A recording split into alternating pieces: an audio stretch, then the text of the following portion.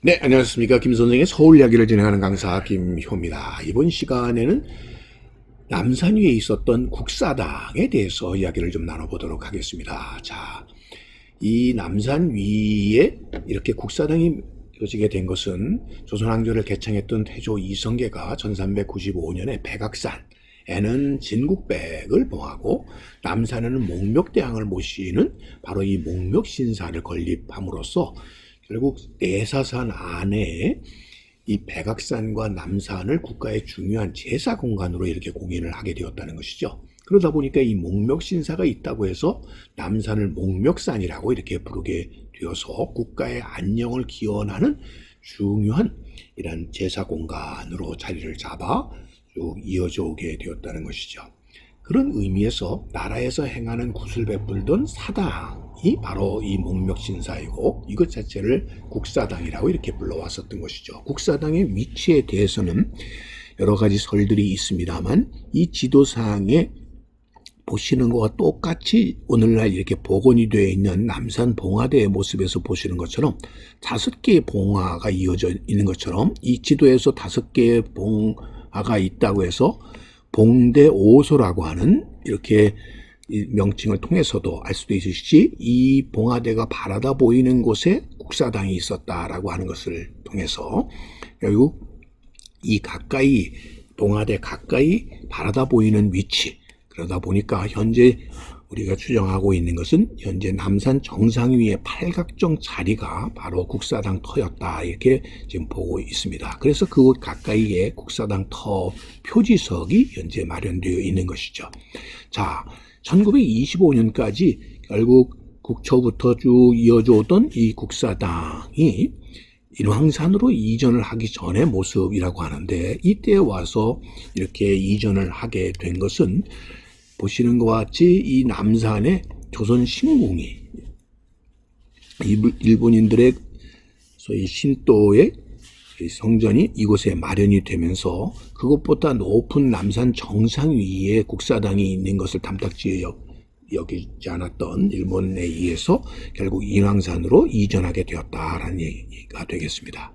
자, 인왕산이라고 하는 것은 그 위치가 보시다시피 지금 법궁이었던 경복궁의 서쪽 지역에 있는 산이 바로 그 인왕산이 되겠습니다. 자, 우백호에 해당되는 이 산은 그래서 초부터 이 나라를 세웠을 때부터 이곳이 주산이 되어야 된다고 하는 무학대사의 주장이 있었을 정도로 대단히 영험성을 띠고 있는 이런 산이었고요.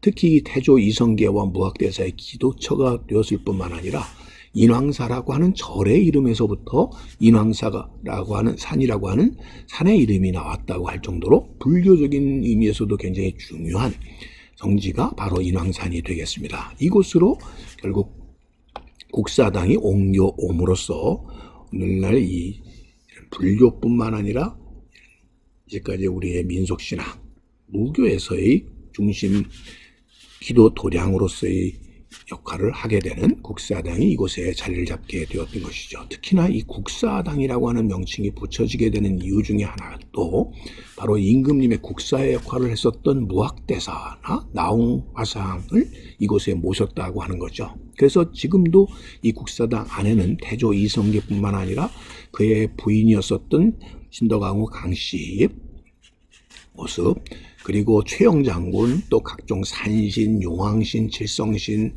이 삼불제석 등이 이곳에 모셔져 있고 그런 의미에서도 이 국사당이라는 명칭이 사용이 되었고요. 더욱더 이것이 기도처로서 큰 역할을 하게 되는 또 계기가 가까이에 바로 이렇게 아주 영험한 모습을 하고 있는 선바위가 있음으로 해서 더욱 이것이 중심으로 돼서 이런 민속신앙의 중요한 기도처의 전통이 쭉 이어져 왔다라고 보시면 되겠습니다.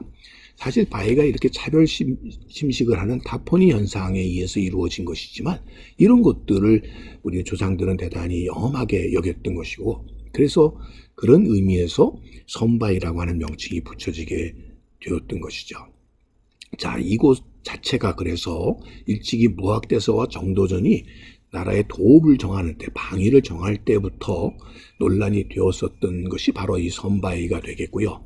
그래서 특히 정도전에 의해서 도성 내에 이런 선바위를 두는 것 자체가 불교의 기세를 키울 수 있는 것이라고 해서 이것을 막기 위해서 한양도성을 그 안쪽으로 쌓음으로써 도성 밖에 선바위를 두게 했었던 그런 의미에서 조선 초기부터 오늘날에까지 무속이 아주 강하고 쉽게 얘기하면 기도빨이 센 곳으로 유명한 것이 바로 이 선바위가 되겠습니다. 자, 그냥 봐도 정말 뭔가 묘묘한 형태를 띠고 있다 이렇게 볼 수가 있겠네요. 자, 또 보면 그 뒷모습을 보면 소위 그 선승들의 뒷모습을 닮은 것이기도 해서 지금까지도 이 국사당과 함께 선바위가 중요한 기도처의 기능을 하고 있어서 있다라고 보시면 되겠고요. 자, 이런 기도처, 소위 그 구술했던 굿당이라고 하는 것은 서울 시내에도 여러 군데가 사실 있었습니다. 남산 및 그 회원동에는 노인성당이 있었고요. 불광동에는 할미당, 자문에는 선앙당 등이 있었지만 현재는 다 없어졌고 그나마 이 선바위 가까이 국사당만이 주요 그 민속문화재로 지정이 되어 오늘날까지 그 명맥을 보존해 오고 있다 이렇게 보시면 되겠습니다. 오늘은 인왕산 선바위제 바로 이 국사당을 중심으로 하는 이런 민속 신앙의 공간들에 대해서 꽃밭을 가꾸는 김 선생이 말씀드렸습니다.